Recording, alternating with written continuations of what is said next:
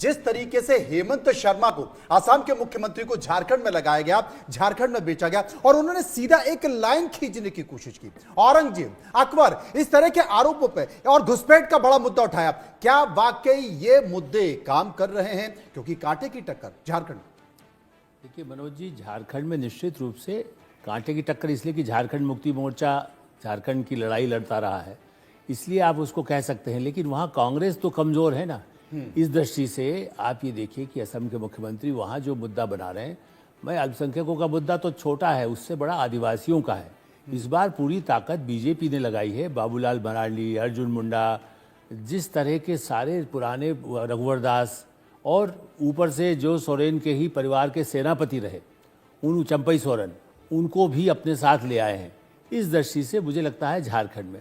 लेकिन मनोज जी, मैं 2 मिनट इस बारे में कहूँगा कि आप यह याद करिए, शरद पवार, मैं महाराष्ट्र भी थोड़ा जोड़ना चाहता था क्योंकि वहाँ वो कबड्डी से उन्होंने ज़िंदगी की राजनीति शुरू की थी। मतलब कबड्डी फेडरेशन से वो राजनीति में आए हैं। कबड्डी में आधा पाला खेलते हैं, आधा खेलते हैं, वो बुजुर्ग हो गए हैं। और महाराष्ट्र, और आप जो मध्य प्रदेश को जानते हैं, या वहाँ पर कुश्ती का, और ख़ास करके अखिलेश यादव का, चूँकि आप यूपी भी जिक्र कर रहे हैं, तो मुलायम सिंह यादव भी कुश्ती से आए हैं। तो पहले कुश्ती में सांस जिसकी फुला दिया, तो लोकसभा चुनाव में लगा कि बस कांग्रेस तो अब महाराष्ट्र में आ रही है, शरद पवार तो वैसे हो जाएंगे और ये हो जाएगा। उसी तरह झारखंड में भी राहुल गांधी को लगा कि बस हमारे पास हेमंत सोरेन का बिल्कुल वो है, और पैसे की तो 100 करोड़ 500 करोड़ तो तिजोरी में रखा हुआ है, उसके बल पर जीतेंगे। लेकिन आदिवासी और महिलाएं दोनों राज्यों में ये जो कुश्तीबाज हैं, ये और कबड्डी वाले तो सिर्फ खेलते हैं, वो हर जगह है ही। शरद पवार किसी के साथ भी समझौता करते रहे हैं, यशवंतराव चौहान के ज़माने से सोनिया गांधी तक।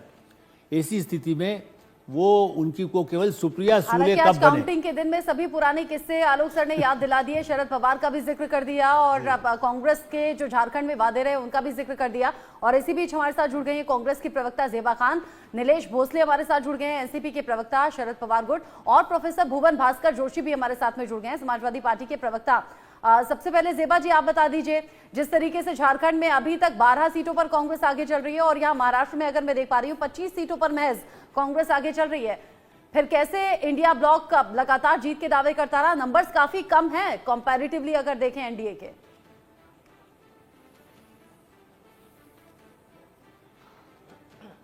नहीं, ये तो अभी बहुत शुरुआती रुझान है, इंतजार कीजिए, आगे अच्छा होगा, हम पूरी उम्मीद करते हैं।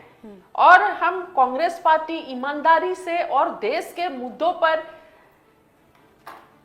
युवाओं के मुद्दों पर, जो देश की जरूरत है उस पर हमेशा बात किए हैं। और चुनाव में हमारे मुद्दे भी वही रहे हैं कि जो जनता की समस्याएं हैं उन समस्याओं को हमने टारगेट किया है। लेकिन भारतीय जनता पार्टी के चुनाव लड़ने का तरीका आप देखिए कि कितना गिर गई है और आज क्या स्थिति बन गई है। विकास पर बात ही नहीं होती है, जनता की समस्याओं पर सोचने वाली बात तो ज़ेबा जी ये भी है ना, अगर आप कह रही हैं कि चुनाव लड़ने का अगर स्टैंडर्ड गिर गया है, फिर भी बीजेपी के नंबर्स आगे क्यों है?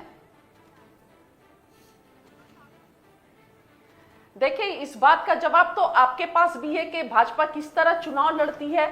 और चंडीगढ़ में एक मेयर के मामूली छोटे से मेयर के चुनाव में जो इनका चेहरा सामने आया है, वो चेहरा पूरे देश ने देखा है कि आज चुनाव ही और लड़ना बहुत पीछे और निकल गए, पानी बहुत आगे बह चुका। चंडीगढ़ मेयर के इलेक्शन के बाद पानी बहुत आगे बढ़ चुका, राज्यों के चुनाव हो चुके हैं, बीजेपी जीत चुकी है और इंडिया गठबंधन इलेक्शन कमीशन जा चुका है। लेकिन बड़ा रुझान झारखंड के रुझानों में एनडीए को बढ़त मिली है। जी हां, झारखंड में एनडीए 42 सीटों पर, जी हां 42 सीटों पर है झारखंड में एनडीए। 34 सीटों पर इंडिया गठबंधन 34 सीटों पर आगे चल रहा है। झारखंड में बरहेट सीट से हेमंत सोरेन आगे चल रहे हैं, धनबाद से बाबूलाल मरांडी आगे चल रहे हैं, जामताड़ा से सीट से सीता सोरेन आगे चल रहे हैं और चंपई सोरेन भी आगे चल रहे हैं। कुल मिलाकर बेहतर स्थिति में दोनों ही राज्यों में अगर देखा जाए तो दोनों ही राज्यों में महागठबंधन महायुति आगे दिखाई दे रही है।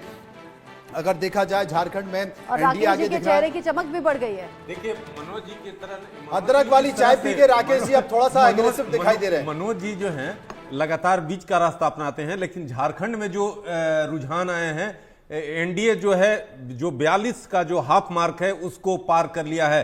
देखिए सबसे बड़ी ब्रेकिंग न्यूज इंडिया न्यूज पर आपको दिखा रहे हैं। झारखंड में एनडीए 42 सीटों पर आगे है, जो कि हाफ मार्क